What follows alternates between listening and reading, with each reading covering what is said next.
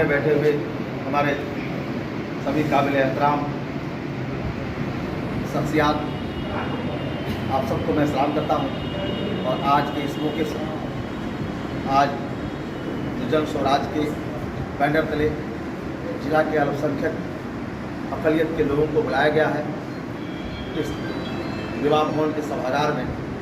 इस मौजू पर हमें बात करनी है आपसे।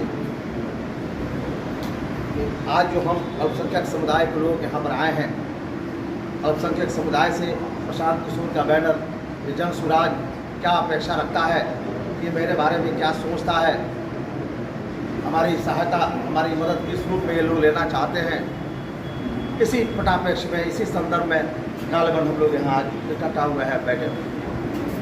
हमारे सामने हमारे अजीज़ुल कदर डॉक्टर साकिब साहब मौजूद हैं, गुलेज अख्तर साहब हैं, बेगू मुखिया जी हैं, अबुलैस साहब हैं, ऐसे पीछे बैठे हुए हारून भाई बैठे हुए हैं, शमसुद्दीन साहब बैठे हुए हैं, बहुत सारे हमारे मौजूद मेहमान बैठे हुए हैं जिनका नाम मैं नहीं रख सकता हूँ, समय नहीं है। लेकिन बहुत ही अदब और एहतराम के साथ आपको मैं सलाम करता हूँ, आपको सैल्यूट करता हूँ।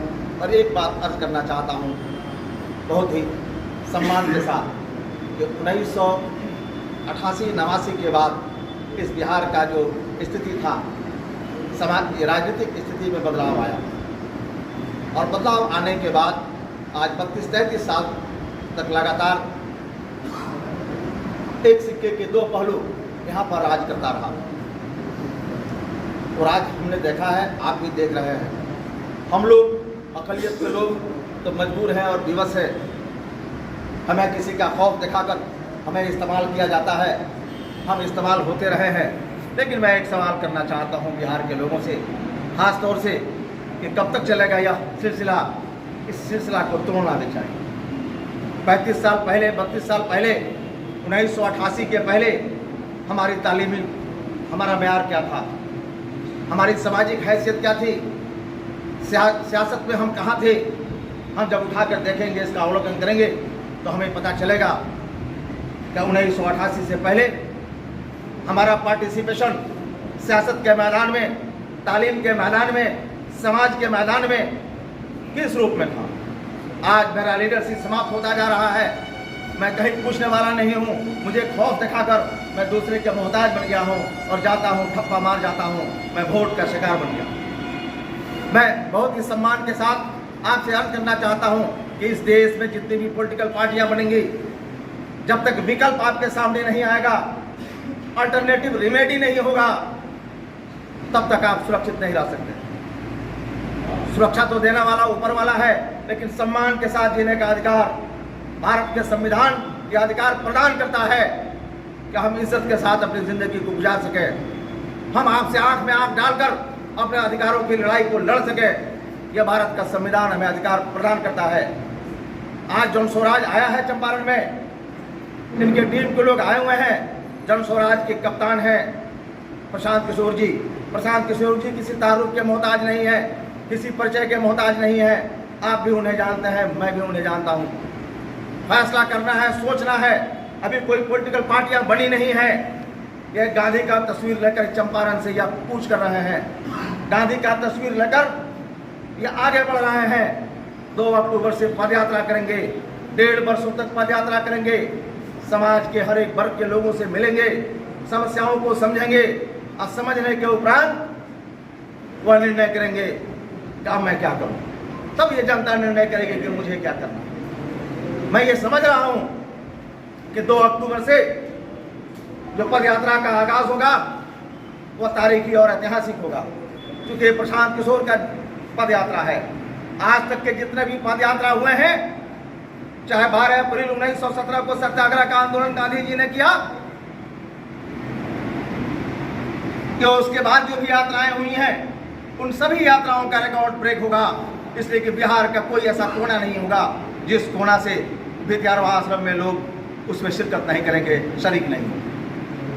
तो वह तय करेगा, चंपारण ये तय करेगा कि आने वाला कल कैसा होगा, आने वाला दिन कैसा होगा, आने वाला काल कैसे होगा। हम आपसे रिक्वेस्ट करना चाहेंगे कि अगर एक जेंटलमैन आदमी, एक बुद्धिजीवी व्यक्ति अगर पद का यात्रा कर रहा है और उसके पीछे अगर उसका मकसद है बिहार का बेहतरी, बिहार का बेटरमेंट, लोगों को समझना, लोगों को परखना और एक अच्छे समाज का निर्माण करना, सामाजिक व्यवस्था को बदलना, राजनीतिक व्यवस्था को बदलना, तो मेरी जवाबदेही बनती है तो उसको कंधा देना चाहिए, उसके कंधे से कंधे मिलाकर उसका साथ देना चाहिए। यह वक्त का तकाजा है और समय का पुकार है। जब जब भी नेक काम हुआ है, कोई आदमी यात्रा करता है, पद यात्रा करता है, जिसके पैरों में छाले पड़ते हैं, उसका एक सोच होता है। तो गांधी की यह धरती, महात्मा गांधी का यह धरती चंपारण से प्रशांत किशोर जी पद यात्रा करने जा रहे हैं और 1.5 वर्षों तक लगातार पद यात्रा करते रहेंगे, उस वक्त करते रहेंगे जब तक बिहार समाप्त नहीं हो जाता है। तो एक बहुत बड़ा आज़्म है, बहुत बड़ा पुख्ता इरादा है, उस इरादे के साथ उन्हें चलना है। तो आज जन स्वराज अगर इस अल्पसंख्यक समाज के बीच अपने बैनर को लेकर आया है तो मैं उसका स्वागत करता हूं, उसका इस्तकबाल करता हूं और उसको सैल्यूट करता हूं।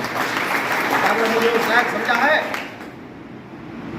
तो मैं पूर्ण रूप से, आज तो कोई मैं नहीं बताना चाहता हूं, न कहना चाहता हूं कि आज तो कोई पॉलिटिकल पार्टी नहीं है, आज तो जन स्वराज है, जन सुराज है और गांधी का एक तस्वीर है जिसको प्रशांत किशोर लेकर लीड कर रहे हैं और बिहार की तरफ चल रहे हैं।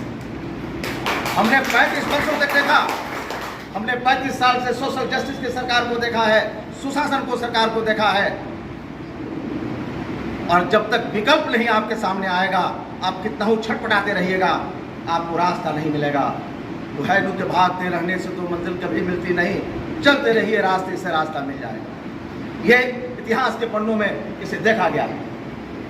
अब मुख्तसर में मैं ये बात करना चाहता हूँ आप लोगों के बीच कि प्रशांत किशोर का यह जो विचार आया है, उनका जो ये थॉट आया है सामने कि हम सही लोगों के साथ मिलकर सामूहिक प्रयास से सामाजिक क्रांति लाएंगे और समाज को बदलने की दिशा में एक सकारात्मक सोच को बनाएंगे, ताकि हम लोगों की बातें हो रही थी उनसे, तो एक छोटी सी बात उन्होंने रखा।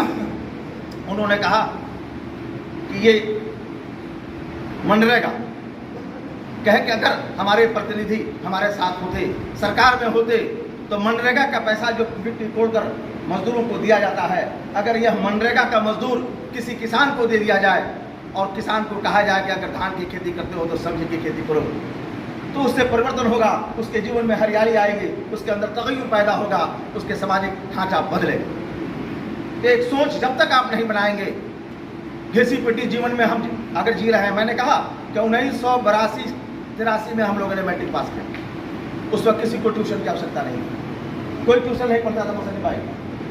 हम लोग सिक्टा हाई स्कूल में जाते थे, अब पढ़ के चले आते थे कि यार मैं सेंटर पढ़ा, मैट्रिक पास किया। कौन ऐसी परिस्थिति उत्पन्न हुई 89 के बाद, 90 के बाद, कि शिक्षा व्यवस्था बिल्कुल टूट गया है और किसी कौम को, किसी देश को बर्बाद करना होता है तो वहाँ की शिक्षा व्यवस्थाओं को चौपट कर दिया जाता है। हमारे बच्चे, गरीब के बच्चे सरकारी विद्यालयों में पढ़ते हैं और उसके पास शिक्षक भी है, भवन भी है, हम पैसे भी देते हैं, लेकिन पढ़ाई नहीं हो पाती है। उसके लिए जिम्मेदार कौन है? किसी ना किसी को जिम्मेदारी लेना होगा, नहीं तो यह बिहार विकसित राष्ट्र नहीं बन सकता। मैं पूछना चाहता हूं कि स्वास्थ्य के मामले में आएंगे आप तो स्वास्थ्य को देखें, 1982, 84, 86 में स्वास्थ्य की स्थिति क्या थी और आज स्वास्थ्य कहाँ है? बहुत बड़े बिल्डिंगें बन गई हैं, डॉक्टर्स आ गए हैं, लेकिन मरीज करा रहा है, उसको दवा नहीं है, डॉक्टर नहीं है, उस अस्पतालों में डॉक्टर नहीं है, लगता है कि डॉग्स एंड पिग्स उसके फ्रेंड्स बने।